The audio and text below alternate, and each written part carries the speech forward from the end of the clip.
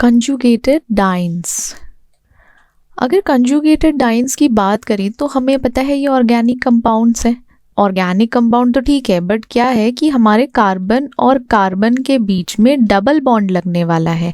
या आप ऐसे समझो कि आपका एक कार्बन है, इसके बीच में डबल बॉन्ड हो गया, यहाँ सिंगल बॉन्ड आ गया और यहाँ फिर से डबल बॉन्ड आ गया। इस तरीके से हमारा क्या होता है, सिंगल बॉन्ड से हमारे जो कार्बन कार्बन सिंगल बॉन्ड है ये सेपरेट कर देता है उन कार्बन को जिनके पास डबल बॉन्ड होता है। ठीक है, इस तरीके से समझ सकते हो आप। इसका थोड़ा सा ना यूनिक स्ट्रक्चर होता है, इसकी कुछ अलग फिजिकल या केमिकल प्रॉपर्टीज आप मान के चलो होती ही होती हैं। नॉर्मल आपके ऑर्गेनिक कंपाउंड से अलग है, थोड़ा सा इसमें डिफरेंस आ जाएगा। आप इसको अलग समझ सकते हो, मान भी सकते हो। अब थोड़ा सा अगर हम इसको डीपली जाकर पढ़ें तो इसके हम क्या एक्सप्लोर करेंगे, इसका टाइप क्या है, नॉमेनक्लेचर क्या है, फिजिकल केमिकल प्रॉपर्टीज, ये सारी चीज़ें हमें क्या पढ़नी है, इसमें कॉन्जुगेटेड डाइन्स में पढ़ना है। दो टाइप के कॉन्जुगेटेड डाइन्स होते हैं। मेन टाइप जो होता है उसमें 1,3 डाइन्स आता है और एक आता है क्यूमुलेटेड डाइन्स जिसको हम एलीन्स भी बोलते हैं। अब जैसे 1,3 डाइन्स है, हमें पता है कि वहाँ पे डबल बॉन्ड लगने वाला है, ऐसा हमें समझ में आ गया। ये वही है जो ऑलरेडी मैं आपको यहाँ पे एक्सप्लेन कर चुकी हूँ ना, कि दो कार्बन कार्बन का सिंगल बॉन्ड जो होगा वो सेपरेट करके रखता है डबल बॉन्ड वाले कार्बन्स को। ठीक है, ये हमारा डाइन्स का है।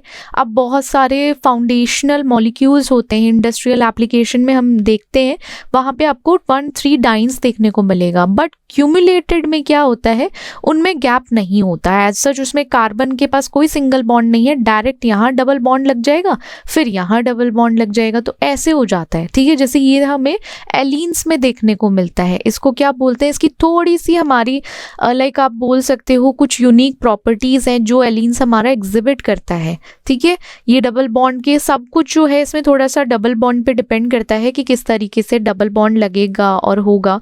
और फिर नॉमेनक्लेचर पे आते हैं, आप इसको कैसे लाइक नेम करोगे। IUPAC के जो हम रूल्स ऑलरेडी पढ़ते हुए आ रहे हैं उसके बेसिस पर ही होगा। सबसे पहले आपको लॉन्गेस्ट चेन आइडेंटिफाई करनी है, सेम वही पेरेंट चेन को देखना है। फिर आपको प्रीफिक्स कार्बन चेन के सिमिलर टू एल्केन्स या एल्कीन्स जैसे ही लगते हैं, कोई डिफरेंस नहीं है, बट इसमें सुफिक्स ऐड होता है। आपको क्या याद रखना है, सुफिक्स याद रखना है जो है एडीन, टू डिनोट डबल बॉन्ड। ये सिर्फ डबल बॉन्ड को बताएगा कि हाँ, आपको ये पता चल जाएगा आपके जो ये कंपाउंड है या जो नेमिंग हुई है उसमें हमारा डबल बॉन्ड आ रहा है। फिर आप सेम वैसे ही सेम प्रोसीजर को फॉलो करके आप उसकी नेमिंग कर सकते हो। फिजिकल प्रॉपर्टीज और ऑफ कॉन्जुगेटेड डाइन, क्या फिजिकल प्रॉपर्टीज हमने नॉर्मली जनरली पढ़ना होता है ना कि फिजिकल केमिकल प्रॉपर्टीज क्या क्या हैं। तो इसमें क्या होता है, जैसे मॉलिक्यूलर साइज और मास है वो बढ़ जाता है जैसे ही कार्बन काउंट के साथ। बॉइलिंग और मेल्टिंग पॉइंट है वो ज़्यादा होता है कॉन्जुगेटेड डाइन्स में अगर हम नॉन कॉन्जुगेटेड डाइन से कंपेयर करें तो। और साथ ही साथ इसमें क्या होता है, पाई इलेक्ट्रॉन का डीलोकलाइजेशन आपको देखने को मिलेगा। डेंसिटी इसकी टिपिकली 1 ग्राम पर सेंटीमीटर क्यूबिक से नीचे ही रहती है। एल्कीन्स और नॉन कॉन्जुगेटेड डाइन्स के सिमिलर ही रहता है डेंसिटी, कुछ ज़्यादा चेंज आपको नहीं देखने को मिलेगा। देन सॉल्युबिलिटी की बात करें, वाटर में सॉल्युबल नहीं है, बट नॉन पोलर सॉल्वेंट जैसे हमारे हेक्सेन है, बेंजीन है, ऑलमोस्ट आप एक चीज़ नोटिस करना, जितने आपके ऑर्गेनिक कंपाउंड्स हैं ना वो सॉल्युबल होते हैं नॉन पोलर में। ठीक है, कुछ इक्का दुक्का ही हैं जो हो जाते हैं सॉल्युबल, वरना नहीं होते। केमिकल प्रॉपर्टीज़ की हम बात करते हैं तो जैसे स्टेबिलिटी क्या है, ये ज़्यादा स्टेबल है आपके नॉन कॉन्जुगेटेड काउंटरपार्ट से।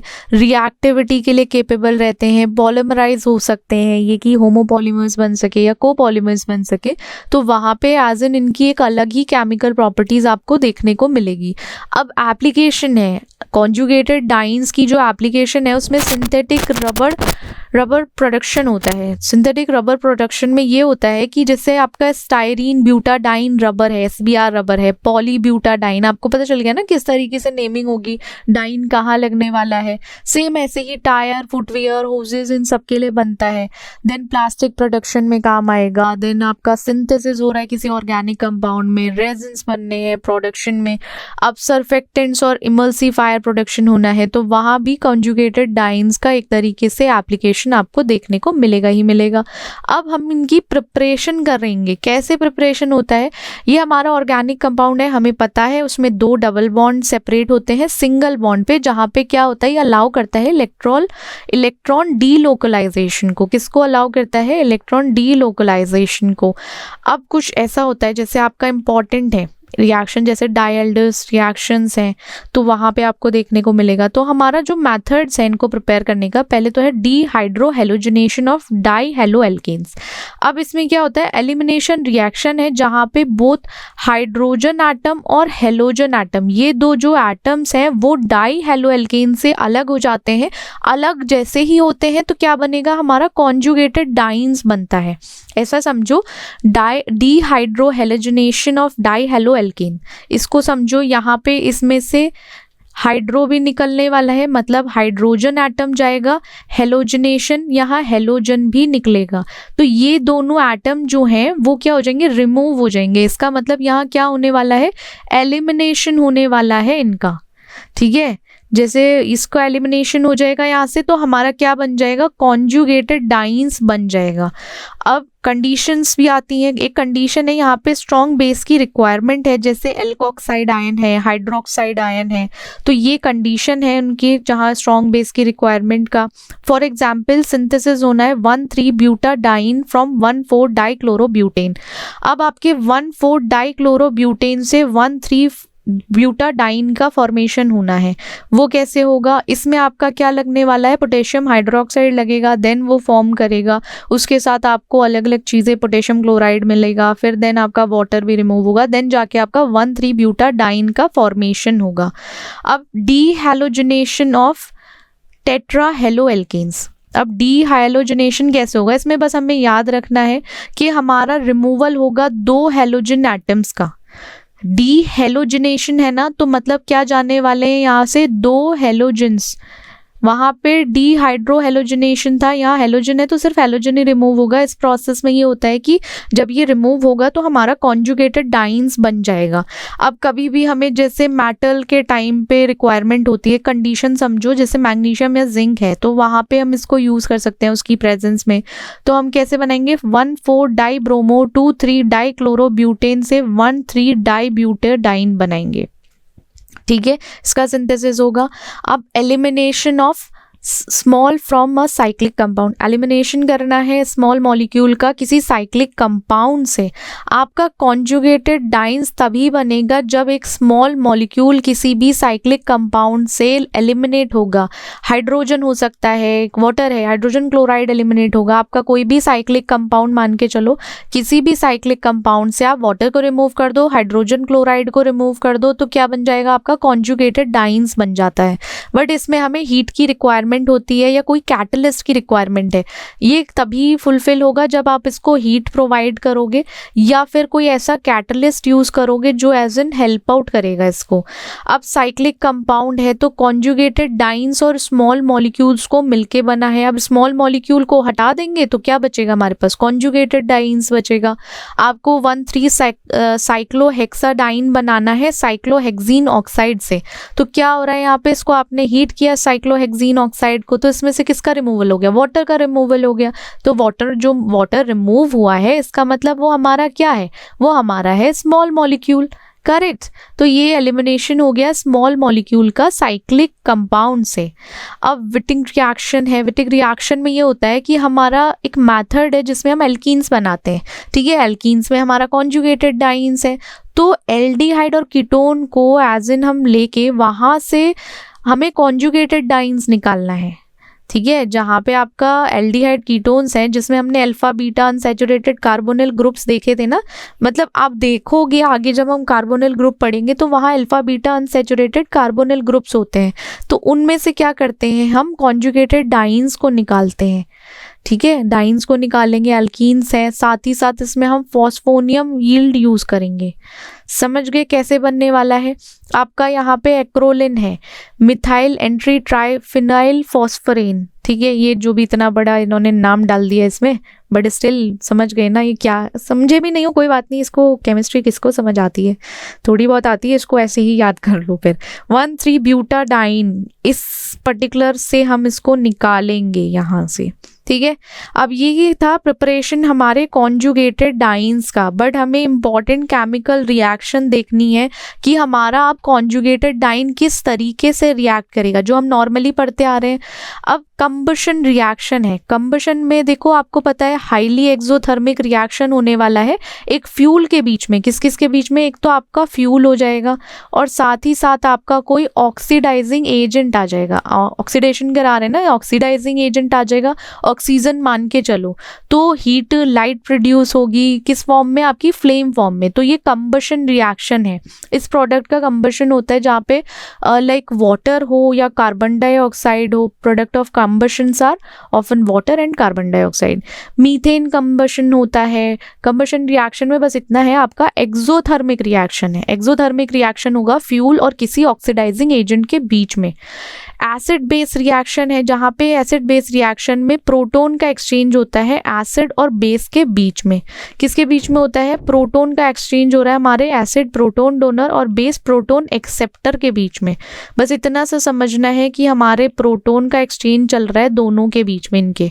अब इसमें क्या होता है, यूजुअली अगर हम बात करें एसिड बेस की, तो वाटर और सॉल्ट का फॉर्मेशन आपको देखने को मिलेगा एज अ रिजल्ट। आपको रेडॉक्स रिएक्शन है, रेडॉक्स रिएक्शन में रिडक्शन और ऑक्सीडेशन दोनों आता है कि ट्रांसफर ऑफ इलेक्ट्रॉन होगा स्पीशीज के बीच में, जहाँ पे एक स्पीशीज तो आपकी ऑक्सीडाइज हो जाएगी जो लूज करेगी इलेक्ट्रॉन, एक आपकी रिड्यूस हो जाएगी जो इलेक्ट्रॉन गेन करेगी, ठीक है। यही रिडक्शन रिएक्शन होता है, रिडॉक्स रिएक्शन होता है जिसमें दोनों का इन्वॉल्वमेंट है। ये तो पता है ना कि रिडॉक्स रिएक्शन क्या होता है, रिडक्शन एंड ऑक्सीडेशन। ओके ठीक है, ये ऑक्सीडेशन हो गया। अब आपका फंडामेंटल है, या आप ऐसे समझो ये बहुत बेसिक है, इंपॉर्टेंट है। अगर एनर्जी का प्रोडक्शन होना है, कोरोजन है या बायोलॉजिकल मेटाबॉलिज्म है, उस टाइम क्या होगा, आपको रिडॉक्स रिएक्शन देखने को मिलेगा। एस्टरिफिकेशन में क्या होगा, आपका किसका फॉर्मेशन होगा, एस्टर का फॉर्मेशन होगा, एंड देन आपका वाटर का फॉर्मेशन देखने को मिलेगा या प्रोडक्शन देखने को मिलेगा। इस रिएक्शन में अल्कोहल कार्बोक्सिलिक एसिड के साथ रिएक्ट करता है और बनाता है एस्टर एंड वाटर।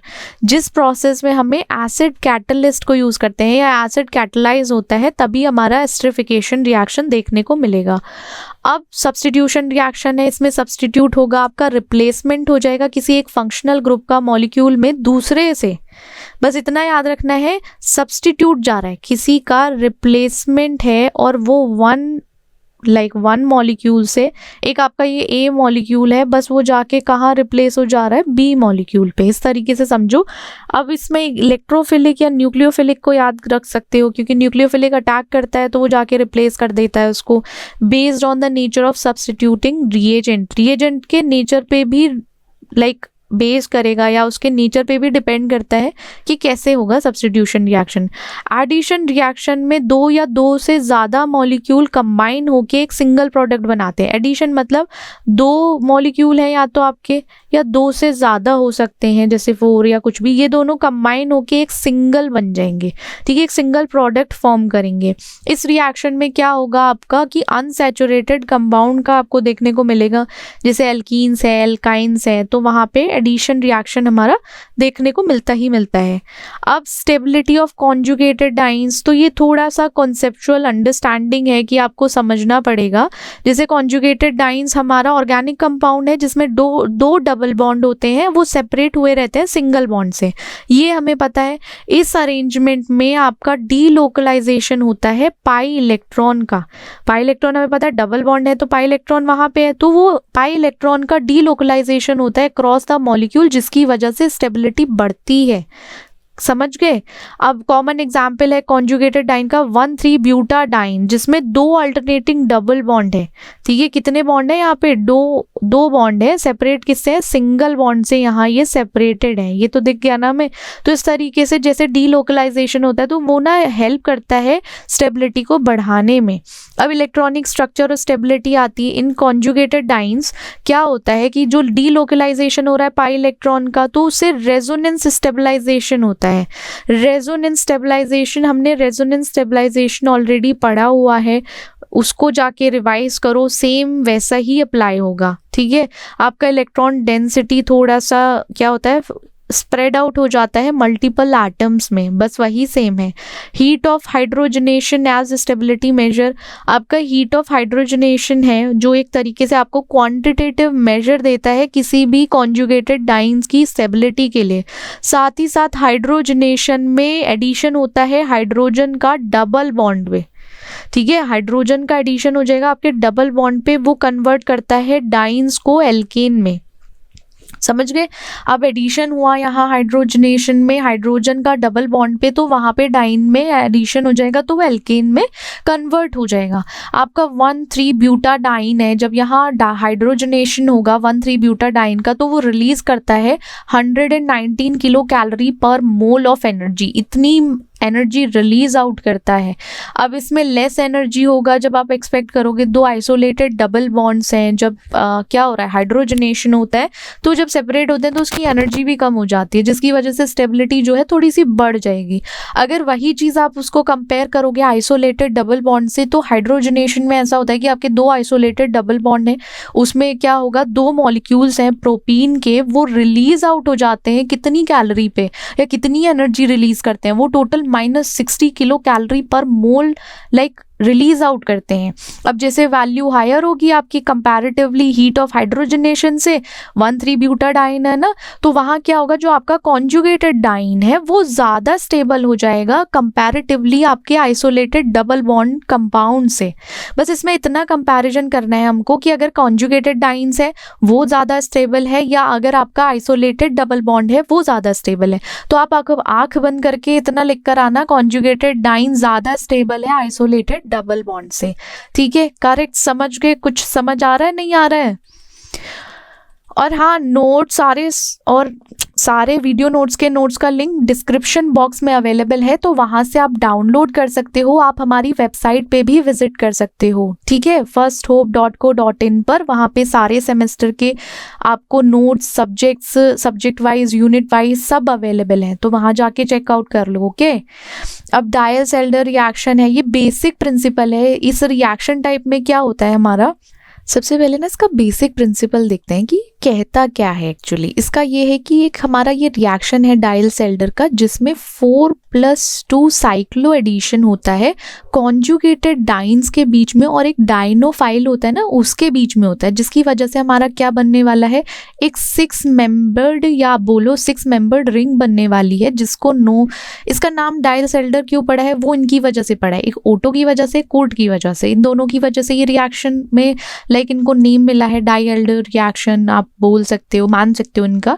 कि इनका बस इतना कहना था, साइक्लो एडिशन हुआ, एडिशन होने के बाद एक 6 मेंबर्ड रिंग बन गई, और जिसको किसने दिया है, डाइल्स एंड एल्डर ने, ओटो ने और कोट ने।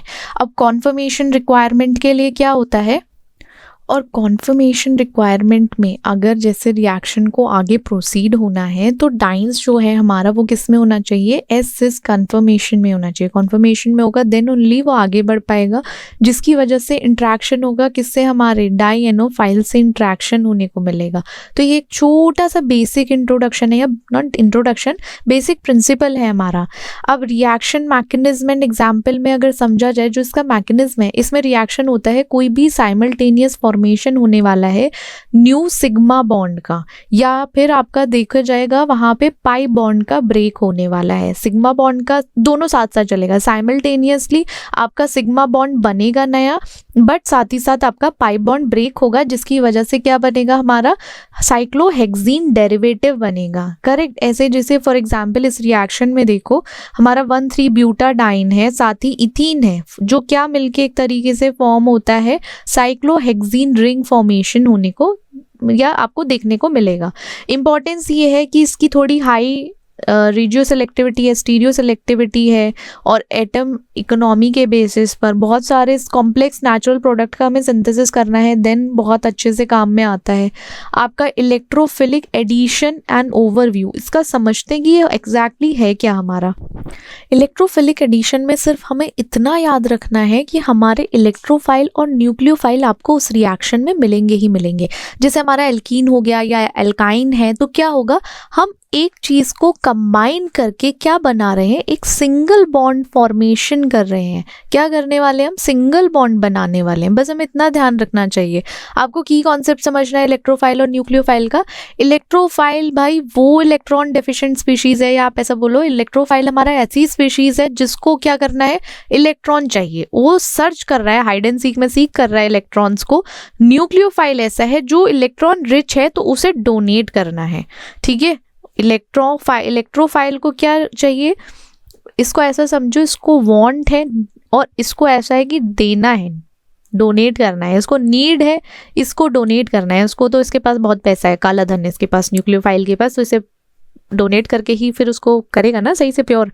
अब एल्कीन एल्काइन है जो न्यूक्लियोफाइल की तरह एक्ट करता है, जिसमें क्या होता है, रिच आपका पाई बॉन्ड होता है, इलेक्ट्रॉन रिच पाई बॉन्ड आपको देखने को मिलता है। तो हमारे जो एल्काइंस एल्कीन्स हैं वो एक्ट करते हैं एज अ न्यूक्लियोफाइल, किसकी वजह से, इलेक्ट्रॉन रिच पाई बॉन्ड की वजह से। मैकेनिज्म में ये होता है, इसमें दो ही रिएक्शन है। सबसे पहले इलेक्ट्रोफिलिक अटैक होगा, जो आपका इलेक्ट्रोफाइल है वो अटैक करता है इलेक्ट्रॉन रिच पाई बॉन्ड को, जिसके साथ कार्बोकेशन इंटरमीडिएट बनाता है। बस इतना याद रखना है, हमारा इलेक्ट्रोफाइल अटैक करेगा इलेक्ट्रॉन रिच पाई बॉन्ड पे, और क्या बनेगा, कार्बोकेशन इंटरमीडिएट बनेगा। फिर आपका इलेक्ट्रोफिलिक अटैक हो गया। न्यूक्लियोफिलिक अटैक में आपका जो न्यूक्लियोफाइल है वो अटैक करता है कार्बोकेशन पे। तो जब वो कार्बोकेशन पे अटैक करता है तो एक नया सिग्मा बॉन्ड बनाता है, ठीक है। देन एक एग्जाम्पल देखते हैं कि इलेक्ट्रोफिलिक एडिशन में एग्जाम्पल किस तरीके से, कैसे इलेक्ट्रोफाइल जो है वो अटैक करेगा, देन न्यूक्लियोफाइल अटैक करेगा।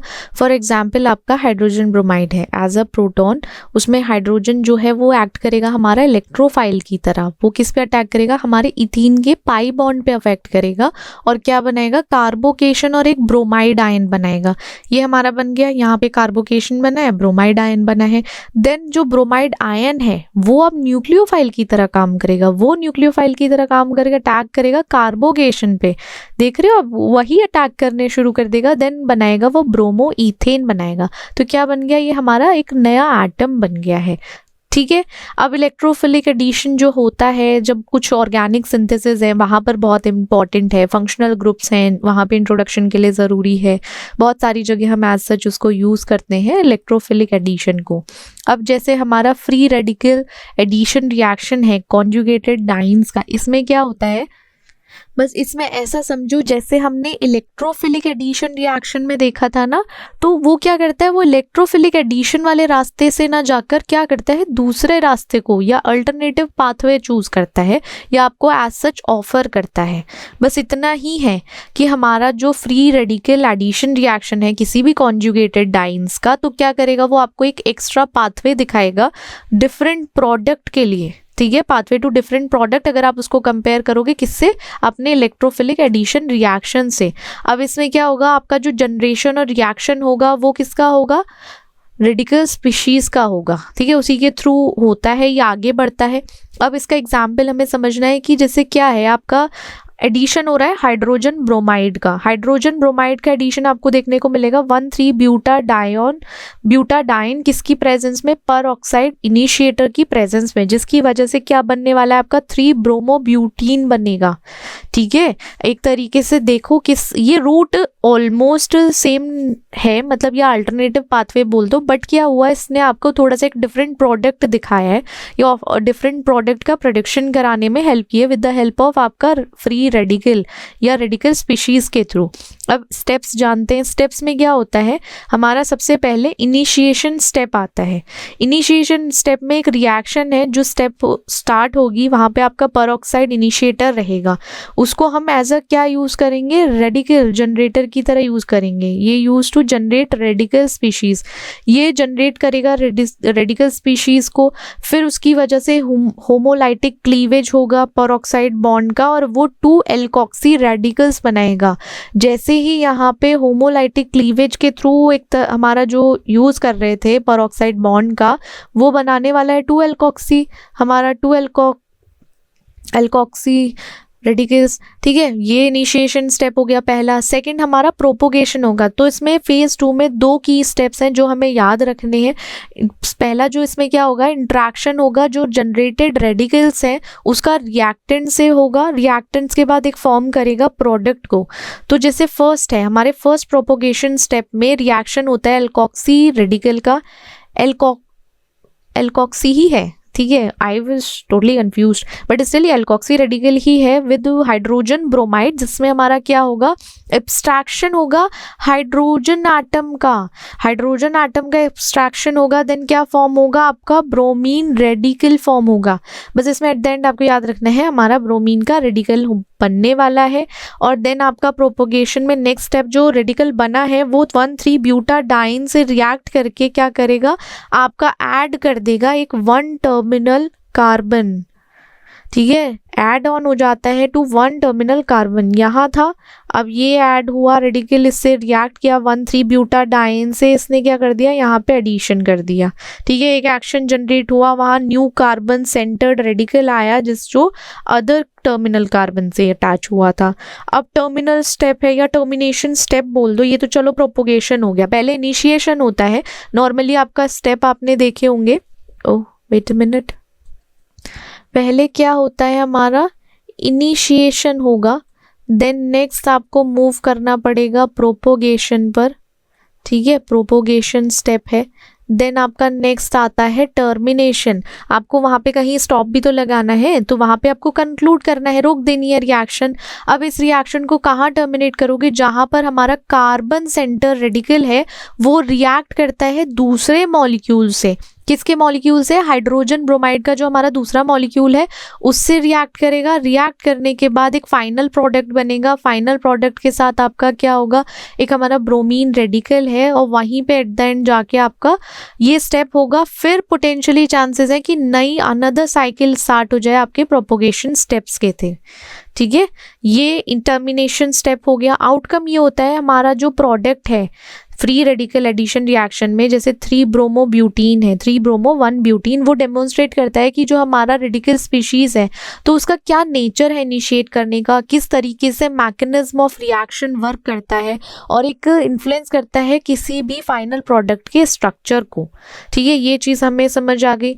अब हम एलाइलिक रीअरेंजमेंट को देखते हैं। एलाइलिक रीअरेंजमेंट कह लो आप, या इसको शिफ्ट कह लो, या एलाइलिक 1-3 शिफ्ट बोल दो, तीनों में से कुछ भी बोल सकते हो। इसमें क्या होता है, आपका जो सब्स्टिट्यूएंट है या आपका कोई फंक्शनल ग्रुप है उसका माइग्रेशन हो रहा है एक पोजीशन से दूसरी पोजीशन में मॉलिक्यूल के। आपका एक मॉलिक्यूल है, आपका 1 मॉलिक्यूल ही मान के चलो, 1 ही मॉलिक्यूल है, इस मॉलिक्यूल में थर्ड पोजीशन, कोई सेकंड पोजीशन पे है, कोई फोर्थ पोजीशन पे, तो ऐसा समझो सब्स्टिट्यूट हो रहा है या सब्स्टिट्यूएंट है, कोई फंक्शनल ग्रुप है, उसको मूव होना पड़ रहा है 2nd से 4 पे या 4th से 2nd पे। तो इस तरीके से क्या हुआ, एक रीअरेंजमेंट हुआ है किसी चीज़ का, किसका, एलाइलिक ग्रुप बोल दो, या किसी सब्स्टिट्यूएंट का माइग्रेशन हुआ है। अब इसमें हमारा कार्बन एटम होते हैं वो एडजेसेंट रहते हैं कार्बन कार्बन डबल बॉन्ड के साथ। आपकी जो एलाइलिक पोजीशन देखने को मिलेगी वो एडजेसेंट रहती है कार्बन कार्बन डबल बॉन्ड के साथ। ठीक है, अब फॉर्मेशन होने वाला है, एलाइलिक रीअरेंजमेंट में इन्वॉल्वमेंट रहती है फॉर्मेशन ऑफ एलाइलिक कार्बोकेशन और एलाइलिक रेडिकल्स की। फिर उनके बीच में स्टेबलाइज इंटरमीडिएट फॉर्म होता है, बाय डीलोकलाइजेशन होता है electron via resonance. Then migration होगा 1-2 शिफ्ट 1-2, इसलिए ही यहाँ पे बताया कि वहाँ पे क्या हो रहा है, माइग्रेशन। तो इस तरीके से क्या होता है, एक पूरा प्रोसेस चलता है। फिर आपका ग्रुप मूव करेगा 1 पोजीशन से दूसरी पोजीशन पे, जिसमें क्या होता है 1-2 शिफ्ट। देन रीअरेंजमेंट और प्रोडक्ट फॉर्मेशन होगा। चलो माइग्रेशन हो गया, माइग्रेशन के बाद प्रोडक्ट को रीअरेंज होना पड़ेगा ना, तो वो रीअरेंज प्रोडक्ट बनेगा। देन उसकी स्टेबिलिटी बढ़ेगी, क्योंकि एक तरीके से यहाँ रेजोनेंस है और कुछ बहुत अलग अलग फैक्टर्स भी आते हैं। आपका फॉर एग्जांपल ले लो, हमारा वैगनर मीरवेन रीअरेंजमेंट है, इसमें हमारा एलाइलिक अल्कोहल है, उसको ट्रीट करते हैं हम स्ट्रॉन्ग एसिड के साथ। आप ऐसे समझो, आपका एलाइलिक है, यहाँ पर एलाइलिक अल्कोहल को हम ट्रीट करेंगे, किसके साथ ट्रीट करेंगे, एक एसिड है हमारा स्ट्रॉन्ग एसिड, उसके साथ ट्रीट करेंगे। देन प्रोटोनेशन होगा हाइड्रोक्सिल ग्रुप का, प्रोटोनेशन होगा हाइड्रोक्सिल ग्रुप का, जिसकी वजह से एलाइलिक ऑक्सोनियम आयन बनेगा। फिर आप 1,2 एल्काइल शिफ्ट देखोगे। Then deprotonation to yield rearrange product, फिर डी प्रोटोनेशन होगा जिससे कि आपका एक रीअरेंज प्रोडक्ट मिल सके। फिर एग्जाम्पल रिएक्शन में ये होता है, स्टार्टिंग मटेरियल आपका 3-मिथाइल-2-ब्यूटीन-1-ऑल है, तो उसमें प्रोटोनेशन होगा हाइड्रोक्सिल ग्रुप का। देन 1,2 एल्काइल शिफ्ट होगा मिथाइल ग्रुप का। देन डी प्रोटोनेशन से यील्ड करके आपका रीअरेंज प्रोडक्ट बनेगा 3-मिथाइल-2-ब्यूटीन-1-ऑल। ठीक है, कि ये फॉर एग्जाम्पल बताया कि अगर आप एग्जाम्पल लेते हो तो उसमें किस तरीके से वर्क करता है। अब इसका सिग्निफिकेंस क्या है कि ये बहुत ज़रूरी है हमारी ऑर्गेनिक केमिस्ट्री में, जिसकी वजह से एक डिफरेंट स्ट्रक्चर का फॉर्मेशन होता है, रेडियो आइसोमर्स बोल लो आप, और साथ ही साथ एक कॉम्प्लेक्स ऑर्गेनिक कंपाउंड का जो सिंथेसिस चल रहा है वो देखने को मिलेगा, वो हो जाता है। बट अगर देखा जाए तो बहुत साथ ही साथ ये ना थोड़ा सा यूजफुल है as a controlling regioselectivity, stereoselectivity किसी भी रिएक्शन का। ठीक है, तो एलाइलिक रिएजेंट यहाँ पे इंपॉर्टेंट है और एज सच इसको यूज करते हैं हम। ओके, ये था हमारा क्या, कॉन्जुगेटेड डाइन्स। ओके, आज के लिए बस इतना ही। See you in the next class, bye bye.